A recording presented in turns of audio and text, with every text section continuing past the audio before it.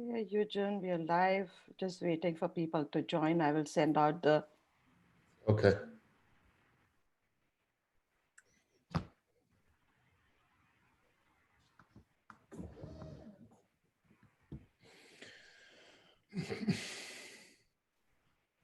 So 71 people have signed up for this. And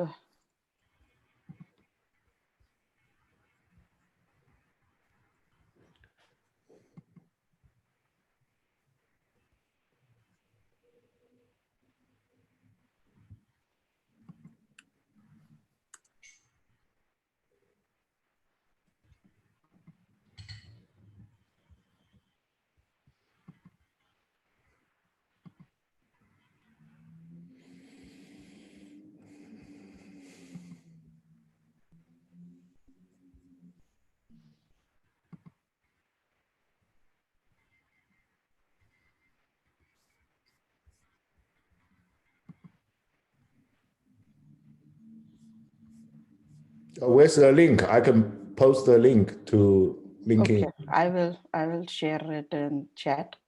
Mm-hmm.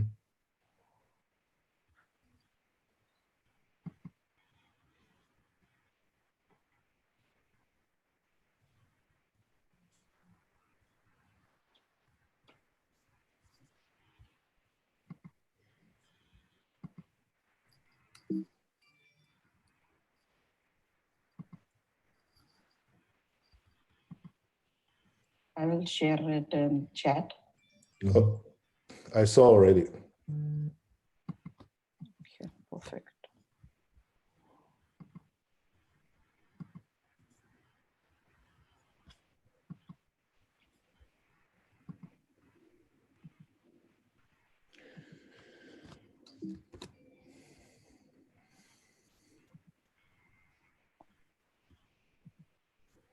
I will share it in chat. Oh, I saw already. Perfect.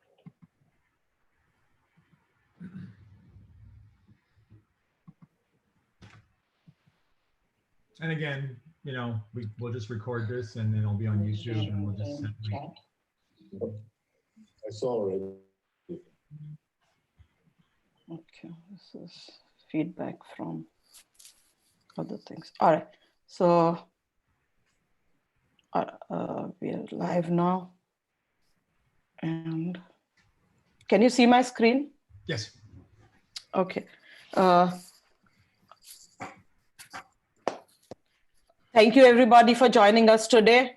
If there was a certifications hall of fame, my two friends and colleagues today would definitely make it in the first year. I have with me Yujun Liang and Richard Foltak. Before I introduce you to them, they probably need no introduction, but before I do that, Yujun is going to share a story with us about certifications. Yujun, you can. Hello, everyone. You can share your screen. Yeah, today I'm going to share a story with you.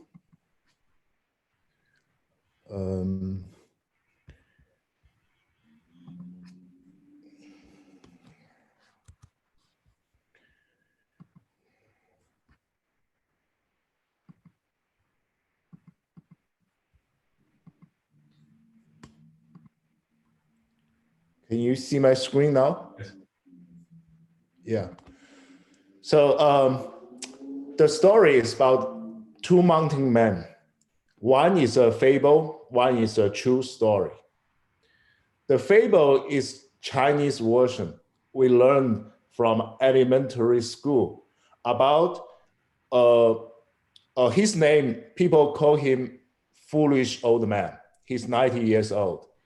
He was bothered by two mountains in front of his house. So he spent the time moving it. And the people asked him, how could you move that mountain away? He said, maybe I cannot move it, but I will continue. I have a son and they will have a son, and the son after son. One day, those two mountains can be moved away. So this is a story encouraged me to, if I want to do something, just continue doing it. When searching this story, actually I found a true story of this mountain man, and his name is Dashraj Manji. Dashraj Manji lived in a village in India. Once his wife was injured, so he tried to send his wife to hospital, but unfortunately, the hospital was too far from his home. So his wife ended up become dead on the way. So after the death of his wife, he made up his mind to open up a shortcut through the mountain, so people from his village can go to the hospital quicker. He ended up spend 22 years, and finally he opened this shortened the road from 55 kilometers to 15 kilometers. So he's remembered by people as mountain man. So this story I would like to share with you. I hope it's helpful for you if you want to do something. And I think that's the key that Yujun and us are trying to really motivate people is, this is obviously not about certifications, right? But this is about achieving your own personal goals and investing in yourself. And obviously certifications play a role in that, but again, that's what we're tackling right now. But the key that we're really trying to do is to get that bad angel on your shoulder that keeps telling you, to waste time, watch TV, do something that is really not productive because you're tired, you're this, and really kind of wake yourself up and say, look, do something productive with your life, whether it's go to the gym, get healthier, start eating. I don't know what your goal is, but the idea here is invest in yourself, spend your time wisely, and just do it. I mean, it really does come down to that, because it's hard. This is not an easy thing. You want to eliminate your bad habits and replace them with good habits. And again, it's a personal struggle. It's a personal journey. We could talk about our own, motivations and how we kind of like do these particular activities, but in the end, it's your own journey. And that's really what we're trying to emphasize here, more than, oh, go get this cert and do that. There's no, let's just say, easy answer to any of this. But there's a Chinese proverb that says something that success comes when opportunity meets readiness. So if an opportunity comes along and you're not ready for it, you're not going to get your success. If you're ready and the opportunity doesn't come, well, that happens, right? You're not going to get success either. But you need both. And it's amazing on how many situations we have seen where sometimes someone's knocking at your door and you realize you're not going to make that interview. You're not going to be successful because you're just not ready. And our goal is to get people kind of directing their life towards success. But that means a lot of grit, a lot of hard work, and you basically putting in the time and energy to make this happen. And we're here to kind of help you eliminate your excuses for why you're not going to do this. So let's continue, if that makes sense. Sure.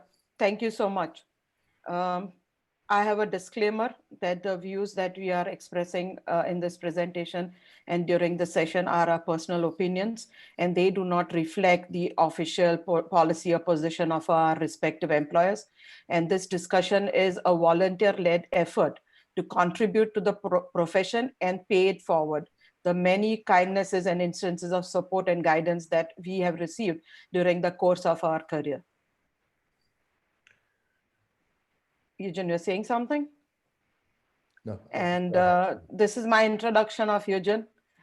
He is a cloud architect and a technical coach, a mentor, a friend to everybody who is trying to better themselves, upskill themselves. And I am very thankful for our conversations. Thank you so much, Yujun. And I have Richard. Richard is an industry recognized expert coach, trainer, a very good friend in the areas of executive leadership, cloud architecture, enterprise architecture, and network architecture. He holds a record for passing the CISSP in the shortest amount of time. And even though it's not like certified anywhere, this is just my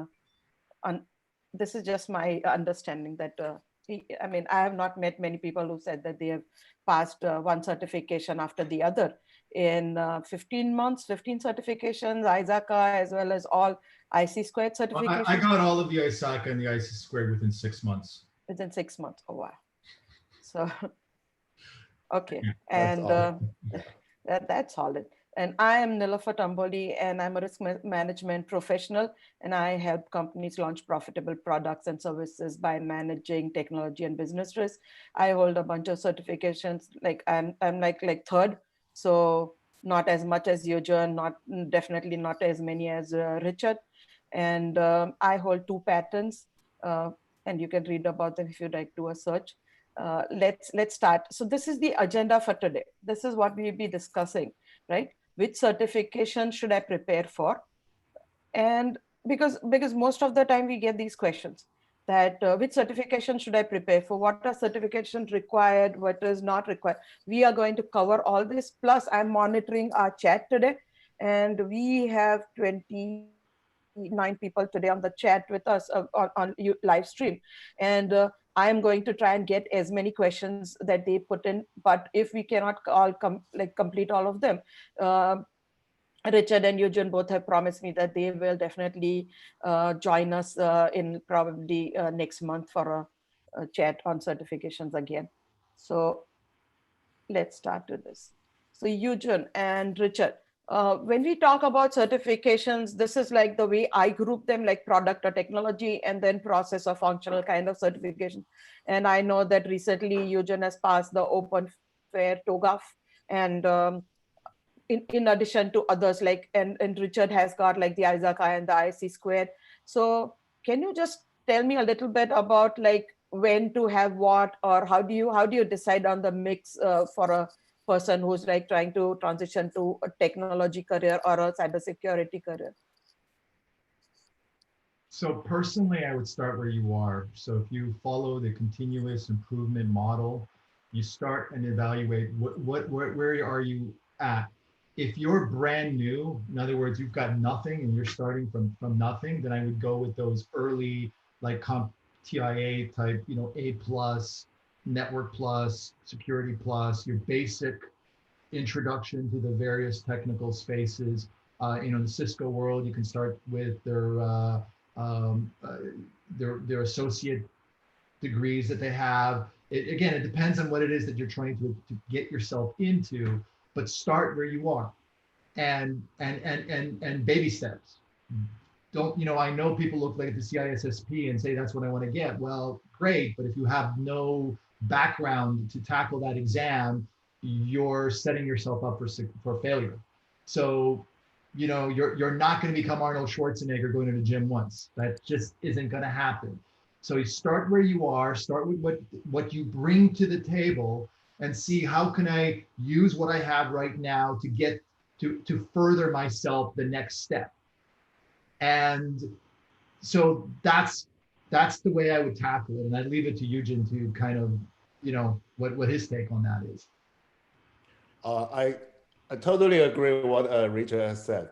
So just I can give an example of what I did in the past.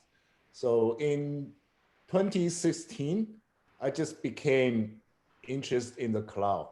But before that, I never done any infrastructure related work on my career. All my career before 2016 was on development, enterprise Java developer, developing enterprise applications using Java, Spring, Hibernate, database, Oracle, Sybase, all kinds of database, but I never managed the infrastructure. And I was always treated as a the other people's computer. But in 2016, after I watched some video from a cloud guru, I became deeply interested in the cloud. So I spent 4 months, acquired all 5 AWS certifications, and then build up a career in cloud. So so that, even that's not security related, I believe the same approach can be applied to security as well. So that's why we should start from a certification if you never had any experience in security. Sure. Thank you so much. And I just want to let you know, we've got people on this call from MP, India, Dallas, and Cary, North Carolina, Kuala Lumpur, Toronto, London, Mexico City, Mumbai, China. So thank you so much for joining us today. I know you guys are busy, but you are making a difference and letting people answer and get their questions answered. We move to the next things, right? When people are talking about certifications, they are saying, are certifications required or are they nice to have? So, and our audience here is like IT professionals who are trying to transition into a career in tech or cybersecurity. And what do you have to say, Yujun, and then Richard? Want to take your because we disagree, I think, on some principle, but go on, Yujun, go ahead.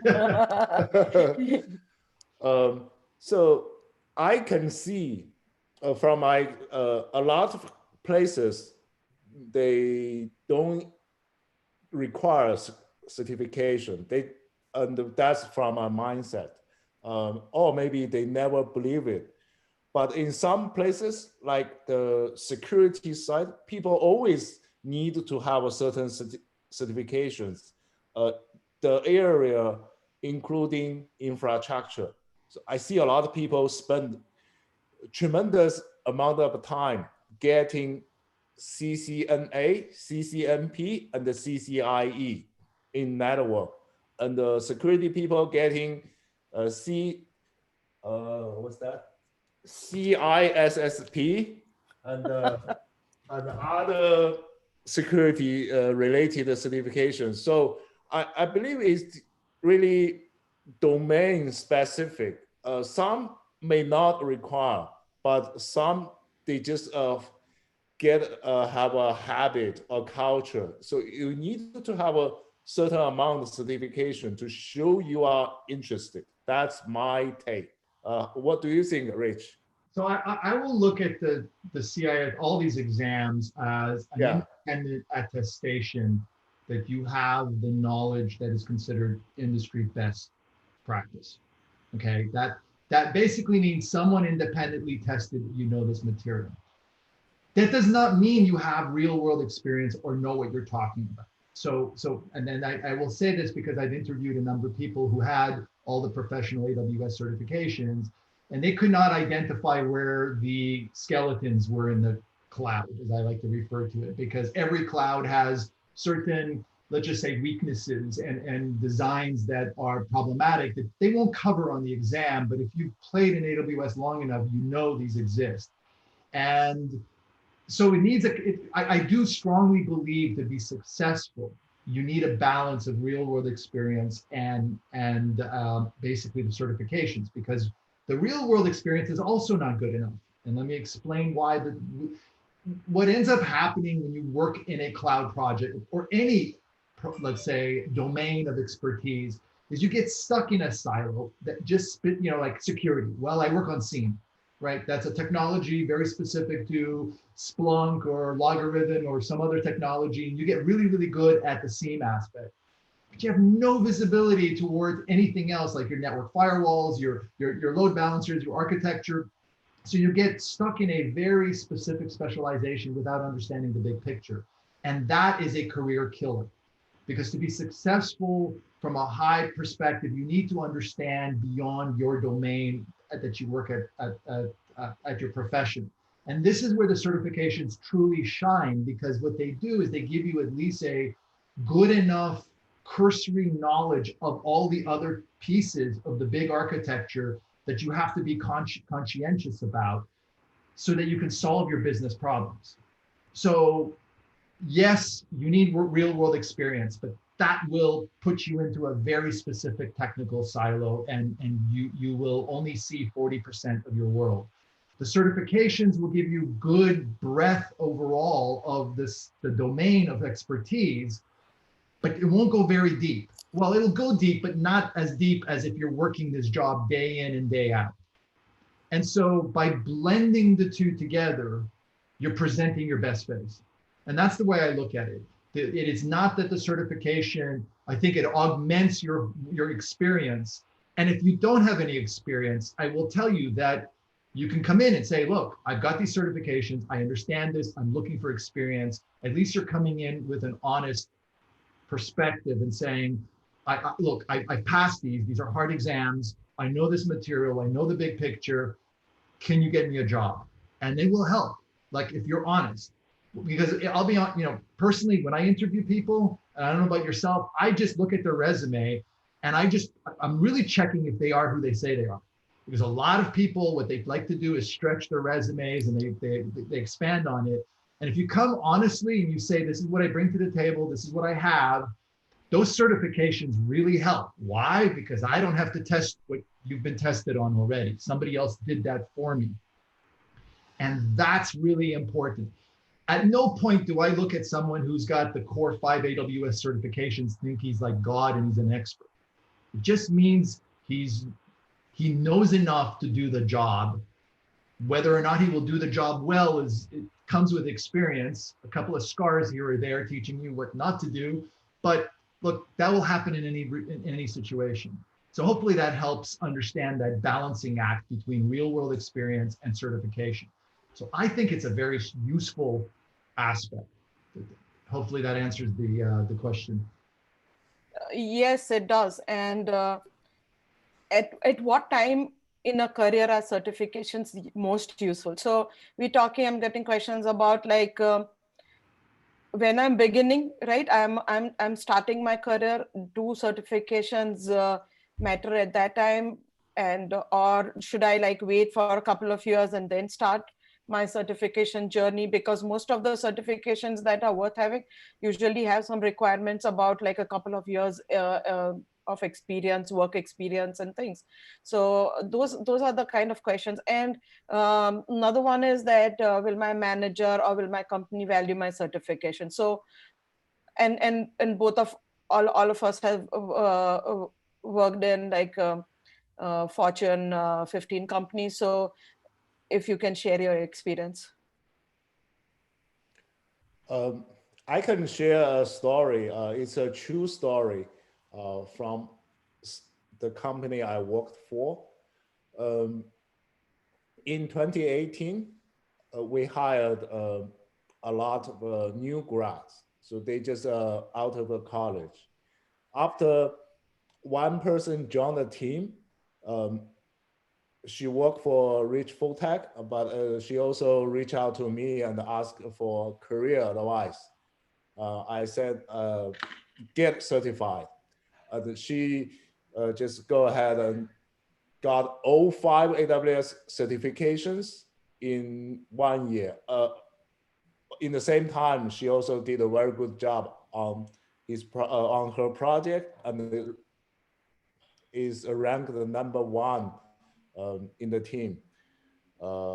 In just 1 year, she got a job from another consulting company with, I believe in the normal promotion cycle, it will take at least 2 cycles to get there, meaning in 1 year, she experienced a journey of 6 years.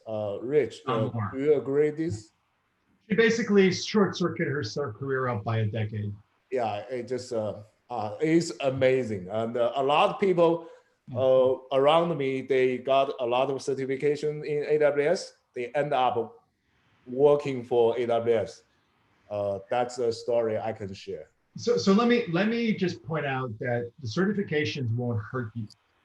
Your own company may not value them, which does happen, but recruiters and other companies do. So do the math. is all I'm trying to say, is that if your own company won't value them, then realistically go to where you're going to get the most, well, what you desire out of your career. I'm not saying leave your company, I'm not saying anything, but find out what you're worth. And this has been sort of a continuous conversation that if you won't invest in yourself, no one else will. And this is actually the critical part, because I'm actually strongly recommending people to be a little selfish. Dedicate a certain amount of time during the day for their own career development.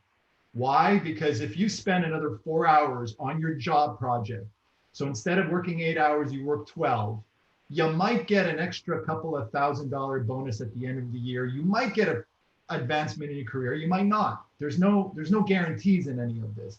You might work your butt off and not get recognized whatsoever, and somebody else who didn't work as hard gets promoted. All these situations happen in a corporate environment. So at the end of the year, what are you further along than you were the year before? That's the question you have to ask yourself. And so I'm strongly, and this is actually a lesson Yujun taught me more than anything else, at least that's what resonated, because I was busting my tail trying to build out this practice within my company. And he was spending a lot of time investing on himself with the certification, saying, Rich, come on over, you gotta go do this. And I was like, look, I'm busy, I got all this stuff I gotta do. And I did, and and I'm not saying it was a bad thing, and I'm not trying to, like judge one way or another, but in the end, what you write on your resume, like you spend a lot amount of time investing and you've got nothing to say for it. You got one line on your resume that you did something. How well you did, no one can really tell, right? There's no evidence, there's no other, let's say you worked on a project that then got canceled. Even though you worked your butt off, the projects get canceled all the time, stuff happens. How do you demonstrate that you personally have advanced or learned or did something better? That's why I think this independent testing, it's like getting an MBA. People are saying, is it worth it? Is it worth spending $700 on a ISC squared certification?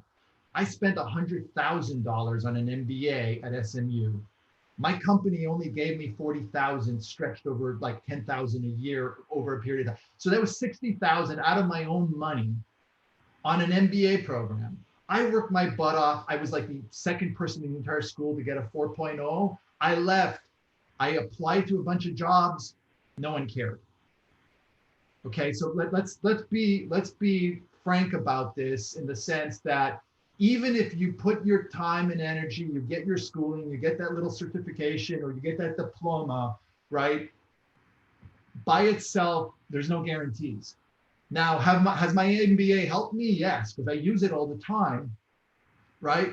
But I will tell you, no one came knocking on my door saying, Rich, you have an MBA and an engineering degree, here's a job for you. It's not that simple. And both Yujin and I on LinkedIn, because we help people through this journey, and this is something that frustrates me. There's some people who think, oh, I'm going to get my associate's AWS exam, and then suddenly there's going to be job offers coming in my way. Or I get this one cert, or these maybe 5 certs, and then people are going to be knocking on the door. Maybe they will, maybe they won't. Okay, let's be clear about this. But in the end, those certifications don't hurt you.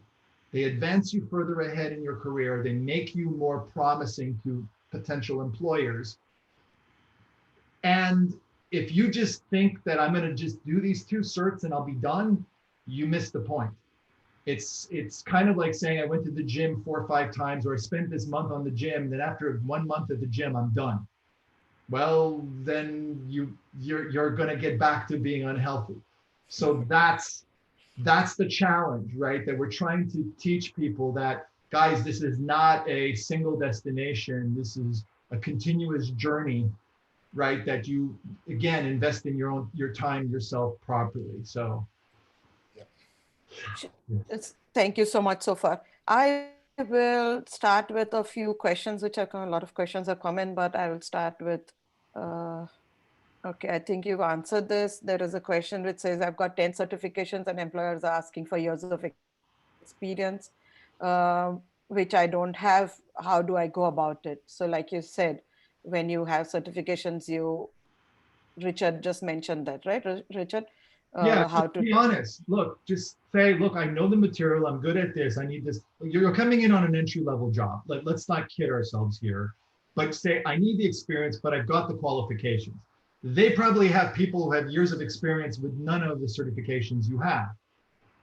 It's a balancing act. Who do you hire?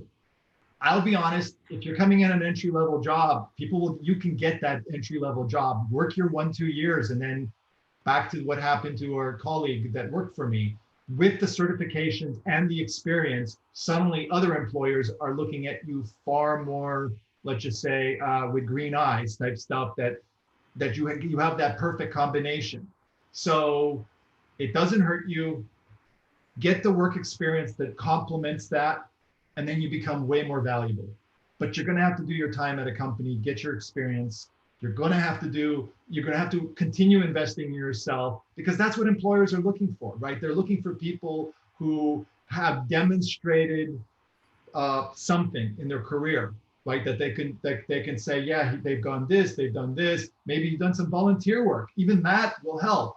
I'm not kidding, right? It's like you're doing something beyond the job, beyond, like, if maybe the job is all you did, but you created a company out of scratch, made it a $2 billion business. Well, you're going to have a lot of people looking at you very, with interest, because they want what you've done themselves within their companies. So what really comes down is, what are you doing with your spare time? And this is to this question: where's my spare time? I got a job, I got kids, I have a life. Yes, you do, but what? So let me ask this question. I know you have a job, I know you have kids. Those are fixed. They're going to take a lot of time of your thing. But you're saying I have a life. What does that mean? How many kids do you have? 3, under the age of 12. What's the age band from? Well, my son's 12, my daughter's 10, and my other daughter is 8. So those are the most demanding times. And my wife has done a fantastic job helping with this. This is zone defense with 3 kids. Okay, this requires significant amount of time. But look, there is sacrifice. This is what we're trying to tell you, is that I find 4 hours a day to do studying. I find them in the morning or whatever. Most of my studying, I kid you not, was in my car or on an airplane. Why? Because I can get videos onto my iPhone, right? I can watch the training material while I'm not listening to the radio. I'm not listening to some podcast and just dumbing out my brain. I'm actually actively listening to the course material as I do certain activities. In fact, back when I didn't break my foot, I could have gone for a run or a jog. I have no problem listening a second time around on the A Cloud Guru or Linux Academy and just reinforcing concepts in my mind, because you're I wouldn't say multitasking, but you're doing 2 activities at the same time. And so that counts in my 4-hour time. Like, I spent the time studying, preparing for this next exam. And to me, every one of these certs is a sprint. So I use Agile in my personal life, and I plan it out and decide, okay, I'm going to get this thing done. I'm giving myself some 4 weeks, some 3 weeks, some 2 weeks. And I basically look at the content, what's involved in this exam, and target that within the context of my job, my kids, and my life. And yes, there's sacrifice in life. If you value The Bachelor TV show or your Bachelorette on ABC every week, or The Voice and all these other reality TV stuff, you're gonna have, something's got to give. And you need sleep, you need to eat, you need to do other certain things. You need to spend some time, take your kids to the movies, spend time with other people. But it's all about time management, and it's hard. I'm not going to discount the fact that this is hard. But if you want some value in your life, nothing of value is easy. Because if it was of value and it was easy, everybody would do it. Sure. And that is why if a certification is like deemed easy, I don't go for it. Because like you said, everybody would do it, right? What is the fun? Well, if you're starting with nothing, what to you may be easy might be hard to someone who is just entering that particular industry domain. So that's why I'm trying to say, start where you are, understand what you're bringing to the table, and then figure out what your next step is. I never bothered with the CompTIA exams because I've been doing this stuff for years. I know the technology, like I know what's going to be on the exam, so it's a waste of my time to tackle those particular certifications. Some certifications really are just proving that you know what you're doing. So I've already been doing some of these activities. My C-Risk is an example of that. Networking, right? The AWS networking exam for me was not that difficult, although 30% of that exam is Active Directory, which is not networking. I will still stick to that. That's but you know, to people who have never done networking, that is the impossible hill. And you can ask Yujun about this one, right? Because networking, because of the way it was designed in the Cold War days for redundancy and all this stuff, it is very different in terms of how things are structured and say how operating systems and applications, and like people generally don't understand networking because it has a lot of ways of doing it. It's confusing, it's not intuitive. And so networking in the IT space, you know, you either know it or you don't. It's a hard one. And I totally agree. So I didn't know BGP before 2016, but after I learned BGP from the networking, I feel, oh, there's so much intelligence built into that protocol. So I just so much respect for networking engineers after that. And that's the key, right? We all like, but that's why I'm really focusing on the idea is build on where you started, where you're at, right? Don't tackle something totally new and then take the most advanced exam because you're going to get very disappointed with your outcome. So take those baby steps and take your wins, right? Take those. I had a colleague, and he worked for me. He shall remain nameless for his own protection, but he is a CCIE engineer, and he did none of the AWS certifications, but he decided I'm going to start with AWS networking. Bad choice. He failed it 3 times. Okay, and I tried to explain to him AWS networking is not about networking. It's about networking within the context of AWS. And so you need to first get your architect professional before you can tackle these specialty exams. And so I guess the other issue that Yujun and I are really, this is where we spend most of our time helping people, is the path you take to get your certification. Because you got to first figure out where you're at, what do you want to, like, where do you want to go? And then how do you get there? And that requires knowing which courses are worth spending your time on. I can't tell you how many times I tried to avoid this, but I've been at exams where you sit down and you realize that the course material I took for this exam was simply insufficient.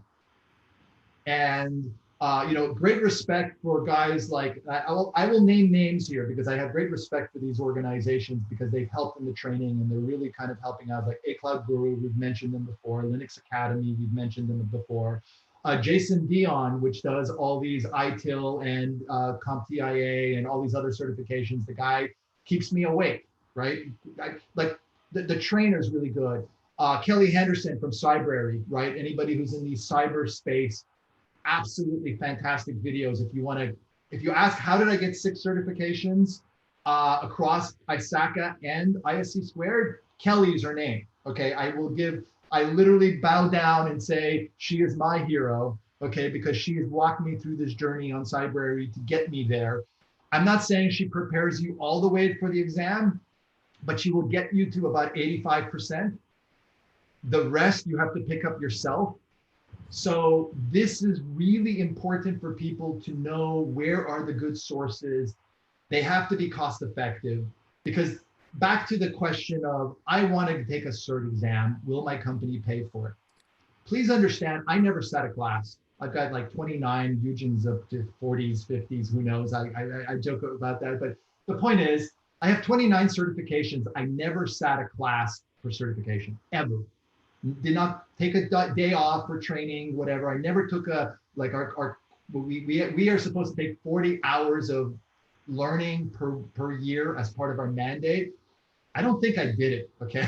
I never sat classes my entire time at my current company. Everything is online, or I read the book. There's a lot of classes that just aren't there. I sat down, and by the way, I hate reading the book, but sometimes that's the only choice you have. So I'm just trying to explain to people the key to success with this is before you take the exam, understand where you are, what you want to do, and then understand the exam. Go over the material and say, where are the best courses for this that are cost effective? Because spending $700 on an exam when it costs you $30 to take the class, right, is cost effective. If you're taking a course where people are charging $5,000, $6,000 for CISSP, and I see these all the time, right? We'll 5-day intensive course for CISSP, and we'll prepare you for this exam. I can't sit a class, I got a job, but I will prepare for $30, right? And be ready for it there. But this is what, like, people come to Yujun and I go to Yujun all the time. What'd you do to prepare for this exam? Right? You say, well, you start with this course, and then by the way, you need to read these articles, these white papers, because what you find is a lot of these courses are just insufficient. They give you a good foundation, basic stuff, but some of these exams, they go probe real deep in some of these questions. And if you're not ready for those, you will, like AWS specialty certifications, I will call them out. Most courses just don't have the content. But if you watch all the AWS reInvent videos on those particular topics, you're ready for the exam. So the way I tackle them is do the course for A Cloud Guru Linux Academy, then do YouTube. And there's 14, 16 hours of YouTube videos that go really deep into the technology. After that, you're ready to sit the exam. Yujun, there is a question for you. This is regarding, it says, if you get a certification related to Linux, but do not end up working on any projects for 2 years, will you forget a lot of without practice? And does the certification become useless this way? So maybe it works with other certifications. What if I take AWS certification and don't get to work on a project? Do you have something to? So my suggestion is if you plan to work on some technology, then spend time on those certifications. If you don't plan to work on certain technology, you probably don't need to learn it. So you only learn what you are working on. You get deeper, or is something you are interested, even you are not on that project, you can learn certification. The certification will definitely help you to strengthen your candidacy for the job. So then. But here, I would challenge that actually a little bit, and I will say, look, even if you don't get a job in Linux today, what you learned doesn't disappear. Yeah, you'll forget maybe 20, 30, 40% of the material, but you'll remember where you got that content. You will know where to find it, right? When something shows up that is Linux related. And I also think it's how you take your strategy, because I tend to want to be as wide as possible in terms of environments, right? So machine learning, does that have anything to do with security? Hell yes.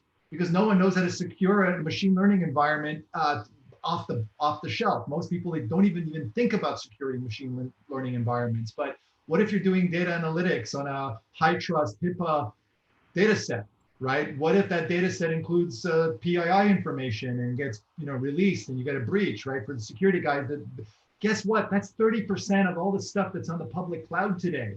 And people are moving their core data from their banking information, whatever, they're dumping it into AWS and no one's securing those. So as a security expert, right, if you need to understand the job of a data analyst and what they do, or the machine learning technology and what they do, it doesn't mean you're going to do it.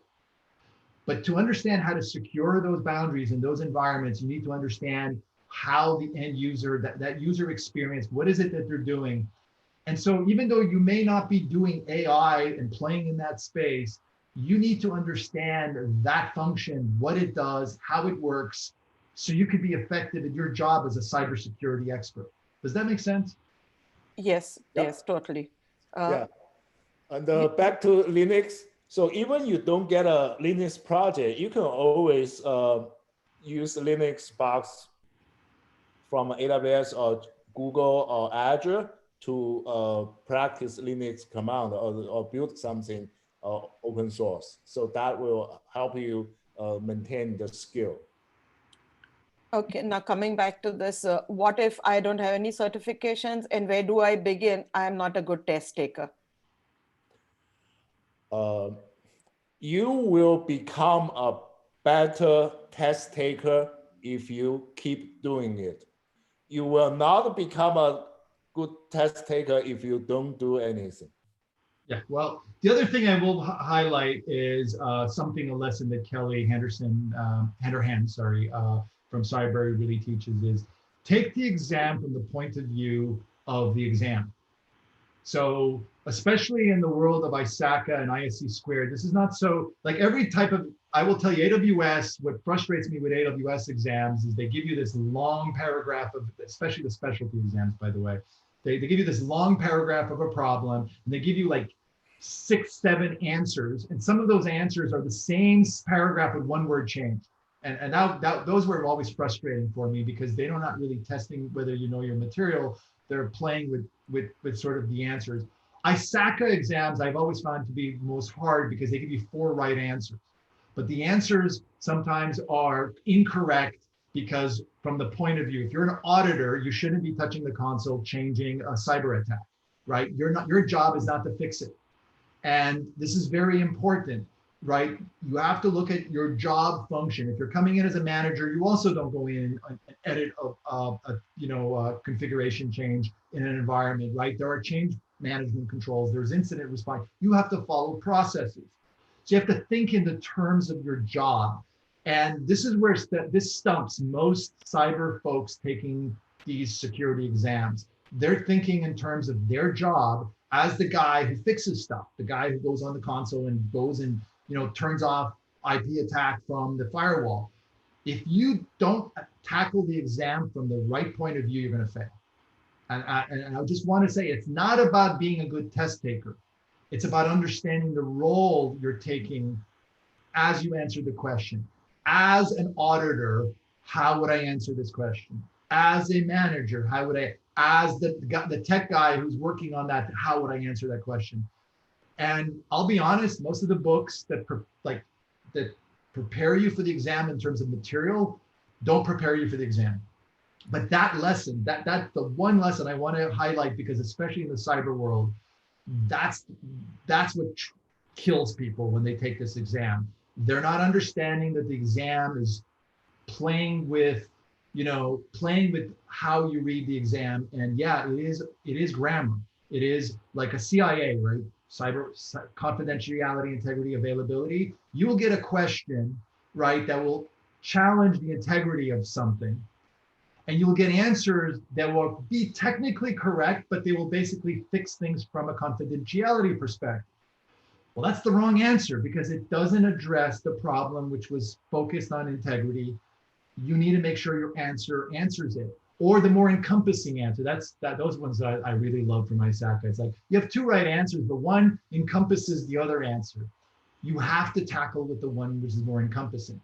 So those are the challenges that I help people tackle, because again, I talked to Yujun. We've done poorly on some exams ourselves. Okay, we're going to admit to that because we just weren't prepared for what it is that we were hitting, and by getting a good source material, right? What is the training? What is the extra stuff you need to get you ready?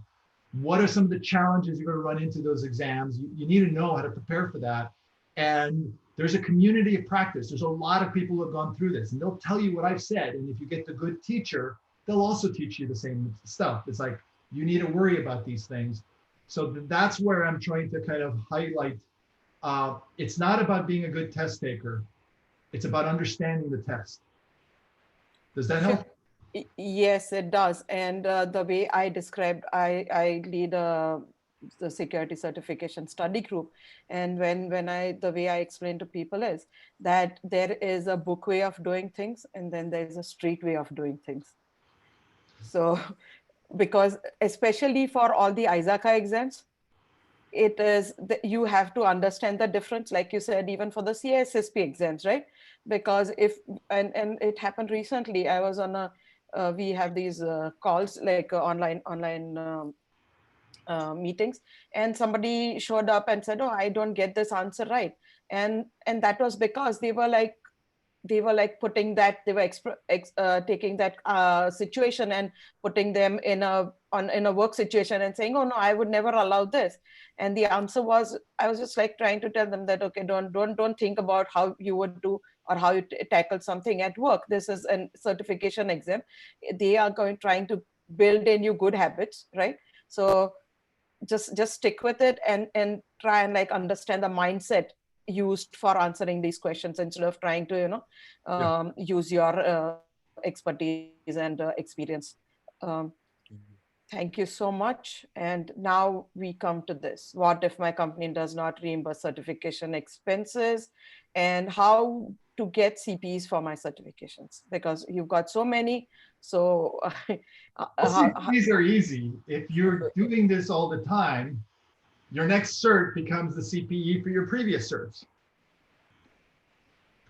I mean, I've done that. I'm overfilled for my CPEs for the next 3 years for all the ISC squared ones. I mean, so the point is, that's relatively easy for CPEs. Do the training, invest in yourself. You may not have to be as aggressive about it because they're only asking for 40 hours a year, right? Which you should be doing anyway, in terms of training. But I always find a CPE one to be, or redo the test, right? But then that means you got to pull up the $700, $600 and sit the exam again. I prefer that, to be honest, than some of those that need renewals. And the renewals, again, that's another conversation. But if you look at the companies that charge renewals, they're not overly expensive. They're either 150, 160, or $300, right, depending on what you're dealing with. That can be a bit of in terms of a stretch, especially if it's coming out of your own pocket. And I get that. Sure. And Yujun, what do you want to add to that? So I think if your company doesn't reimburse your certification expense, probably you need to select most relevant. Don't spend too much money. I got the support from my employer, so all my certification cost is covered when I employed. Of course, sometimes I lose job, so I have a period of unemployment. At that time, I pay for the certifications out of my own pocket because I believe it. That's a way for me to learn things systematically. So I have a lot of story on LinkedIn. I shared when I get it, even when I became unemployed, I use that to prepare for the interview. Because on the interview, people will test you whether you know certain technology or not. And by learning the certification, you build up your knowledge base. Another thing is there should be training budget from a company. So you may just check with your manager to see whether that's available. Yeah, a lot of companies do have training budgets, and they have max, like people who decide to do like an MBA or a master's degree or something else, they have a limit, right, in terms of how much they're willing to spend per year. But if you and I told this to people, because people come to me and say, I want to take this training class and it's $7,000, and I'm like, okay, you're basically going to the trough one time, right? Because that's going to eat your entire budget for the entire year, and don't come back to me for anything. And it's just a lot easier to say, hey, you know, Cybrary has sales on their training. They used to give it out for free, a lot of their videos, but they're now charging, but they offer 60% off, 70% off sales every big holiday, right? So if you wait for it, you can buy a year's worth of unlimited video training for $300 or something to that effect, which is very cost effective if you use it. If you're just going in there for one cert and just spend $300, well, that may be a little more expensive, but they have all their content free for a year. So, I mean, consumable. So take advantage of it and build on that is what I'm trying to get at, because they do good material. And again, a lot of these other services are pay by month, right? Or the whole year, and it's unlimited for A Cloud Guru or Linux Academy. These are cost-effective solutions to get training. And then worst comes to worst, ask if your company will reimburse you for the book. There are books out there that also are fantastic. I'll be honest, I get bored reading those books. That it's not my personal choice of going through the entire book and reading. And I know they're great. And some people, that's their best way to learn. But I have one of those, like, I wouldn't say photographic memories, but I remember what I hear. And, you know, especially if I repeat it twice or something, that's why these recorded videos is preferable to me than sitting in a classroom for 8 hours. Because by the afternoon in the classroom, I fall asleep. Oh, also there is a good news. So if you cannot get a reimbursed, Oracle Cloud give their certification for free, which normally costs you $245, but now you can take it for free until May 15th. The knowledge you learned from Oracle Cloud can be transferred to other cloud like AWS, GCP, Azure, Alibaba, because all those elasticity and the scaling, the concept is same. So I suggest you just to learn Oracle Cloud. If you don't work on Oracle Cloud, you probably can end up working for other cloud as well. Yeah. And virtue is what we're trying to get at. Yeah.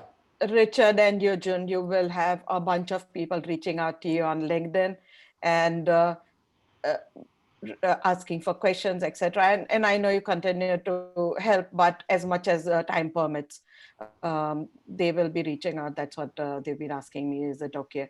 And yeah, that's fine. Actually, I made a lot of friends on LinkedIn by doing certifications, and that's very encouraging. There are a lot of good people on LinkedIn, like yourself, Nilofer, and Richard, just trying to help people to advance their career. I doing this expect nothing in return. I just want people to be happy and to build a better society. Sure.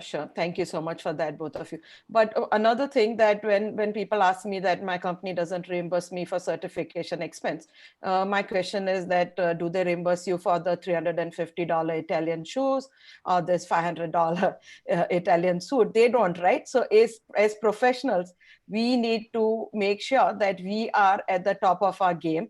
If something is required, right, to make us better, then we need to probably spend time as well as money on those. And Yujun, yeah, like for preparing like the CPE certifications, like how do I get CPEs? Like what you are doing today, like we met over a period of time and prepared this deck together and all that you can get CPEs for that as well. So if somebody wants to come on and present, right? Another thing is by teaching, I learn better when I try to teach it to somebody. And if I cannot transfer it into, say, plain English, and I like use this jargon and that just tells me that I'm not there yet, not ready to take that exam. So what do you have to say for that? Rich, can you say that? I'm just. Well, I mean, look, the thing is, I've never, again, if you're continuously learning, the CPEs are not a challenge. If you're helping other people get their CPE, you can get credit for that. It's different across different environments, but I'm just saying I've never had a problem from a CPE standpoint because I spend more than enough time in hours to just renew my certifications over time. But you know, the key to a lot of this, and this is where I pay it forward, because I'll be honest, I thank Yujin for a lot of the kick in the ass to require me to just, okay, I'm going to do this and work through this entire process, because we all have our demons on our shoulders that are telling us not to do it. And I'll tell you a story, because this is when I didn't do it and I should have. I worked for Cisco for 17 years. I wrote the security section on AAA in the CISSP or the CCIE, documentation for security on the CCIE. I never sat the exam. Why? Because I kept telling myself reasons for not sitting the exam. And part of it was, well, my domain was security on iOS. I mean, I touched other avenues and I did this from an authorization perspective and IAM roles type stuff, but I never really went into cable modems and all these other things. So I gave myself excuses for not doing the exam. And if you ask me now, did that hurt me? And my answer to you would say yes. Because even though I've taken the jobs, the reality is I had to prove myself from a credibility perspective 5-6 times harder, that I knew my material, versus the CCIE, who had this little piece of paper. And yes, was it a money-making scheme for Cisco? Absolutely. Okay, let's be honest about the fact that the educational system, the way it's set up with the exams and whatever, someone's making a profit from this. It is what it is. That being said, there's value behind these pieces of paper. So you have to ask yourself, back to the same thing about those designer shoes you're wearing. You're spending a lot of money. Is there value behind these? And only you can tell. But I will say that the best way to present yourself forward is to look the part. And how do you look the part? You have the experience and you have credibility behind you. The reason I did my MBA, to be totally frank, was because I had a finance guy undo a technical decision, because he was trying to explain that the cost of literally a chip set with 2 cores wasn't justifiable. He wanted to turn it into a single core CPU chip that made the software problem like 20 times harder. We were trying to come up with a solution that was, but I could not use the vocabulary needed, right? Like NPV, net present value of a decision, and to effectively challenge the finance guy during that meeting. And he overruled a technical design on a Cisco product because he could. And he was the wrong decision. Even now, after my MBA, I could, like, if I was in that meeting again, I would have destroyed him in terms of opportunity cost and all these other factors that I now know because of my MBA. Now you can say, well, does your job use an MBA? No.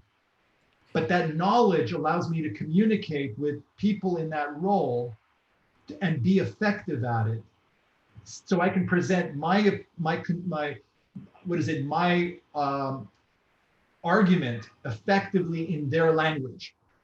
And this is important. And this is why I strongly recommend people broaden their sphere of knowledge, because then they could be influential. Sure, thanks. I have a CPA, and like you said, right, did I use it? I use the knowledge that I acquired from them every single day, because that helps me understand what the other person is thinking about, talking about, and not just like one point of view from where I'm looking at it from a technical or maybe from a process point of view. Coming to when should I let my certification lapse? Now, I know we are talking about acquiring certifications, but when is it okay to let a certification lapse? And have you guys ever let something like not recertified or said, okay, you know what, I can live without this certification and let it go? I can answer this question. So in the early 2000, at that time, there's some new enterprise technology like a J2EE, EJB. So actually, I got a certification on EJB called BEA Certified WebLogic Developer. I never bother renew them, and they just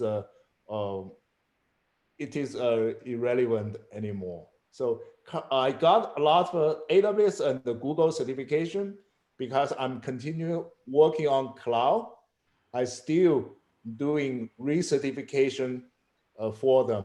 For example, I recertified all 5 of AWS certification in 1 week in 2018 after they expired the first time.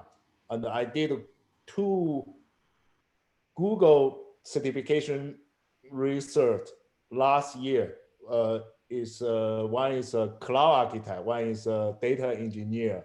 So I plan to do some continue on the cloud side, and but in the meantime, I'm also acquiring new certifications like TOGAF. I just got the TOGAF yesterday, and I plan to do CISSP in the future. So in short, if relevant, I will keep them up to date. I mean, I look at it as a backlog, right? It's like sprint planning. And so I have certs that I want to do. Yeah. And at the end of completing an exam, when I'm done, right? While most people are looking, I'm done, I'm completed, woohoo, right? The first thing that's coming in my mind, what's next? Yeah. What's my next cert, right? And maybe it's part of a phase where I'm saying I'm going to do all the ITIL 4s, and I'm working on those also in the background, and I'll knock those out. And maybe it's a PMO certs, right? I want to do the Prince 2 certs and get those done, maybe PMI. Look, all of these make you a more impressive candidate because you understand the various roles in IT that come together to create programs and projects and get stuff done. And if you don't understand how all these various roles come together and they function, you're going to be poor in terms of a leadership position. If that's your goal, is to get into a leadership role, you need to understand what everybody brings to the table, the vocabulary and the tools that encompass them to be effective. And if you don't know, that's also fine, but know that you don't know, because the most dangerous type of person is one who thinks he knows and doesn't. But we run into those all the time. But the key here is, look, you've got to be a little humble and realize that just because you have a cert, don't call yourself an expert. People who say Rich is an expert, that's a stretch, okay? Because there's so much knowledge out there, there's so much to absorb that you can get very good at certain things. But look, I'm not a Windows 10 admin, okay? Even though I do it for my household and like I'm IT support for my own family, does not make me an expert in Windows, right? From an operating system perspective. So if you go out in there and get some MCSE certification or whatever, you know your stuff better than me.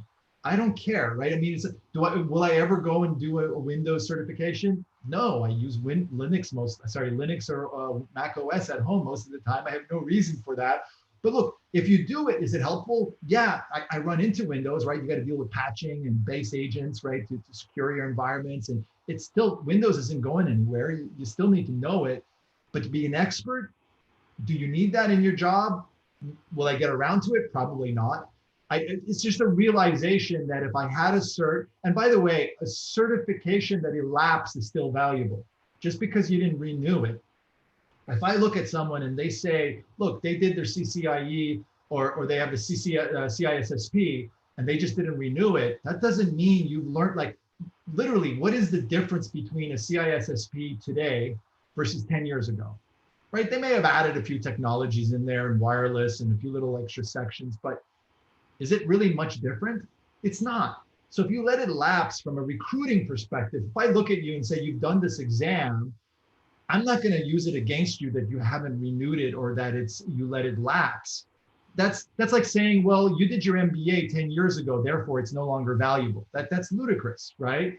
Now, are you an expert in accounting if you haven't used accounting in the last 10 years? No, but can you do a basic accounting sheet? Probably. It'll take you 3 times as long, but you at least understand the basics because you've gone over this in the past. And that's really what you have to look at. If you do something day in and day out, don't let it relapse, because this is still part of your core. But if you had stuff that you've done and you don't feel like you want to renew it, then don't. Work on something else. But yeah, I agree. I never recertified my bachelor degree. Exactly. Yeah. I mean, these are really, like I said, they're just an independent attestation from somebody that said, you know what the best industry knowledge is. That's all these things are, right? And so the value of them depends on the body, how hard that test is, right? If it's easy, it's really not that valuable. But again, if you're starting from nothing, even an easy search just to get you familiar with the new technology space may be perfect. If you've got nothing, like I'm just like as a starting point, and then use that as the basis to move up. So it's your own journey. Don't try to tackle the hardest thing first. That's ludicrous. Take the baby steps, and that's how you get to be where you are. And I do want to put one mention, and this is really important because look, this isn't fun.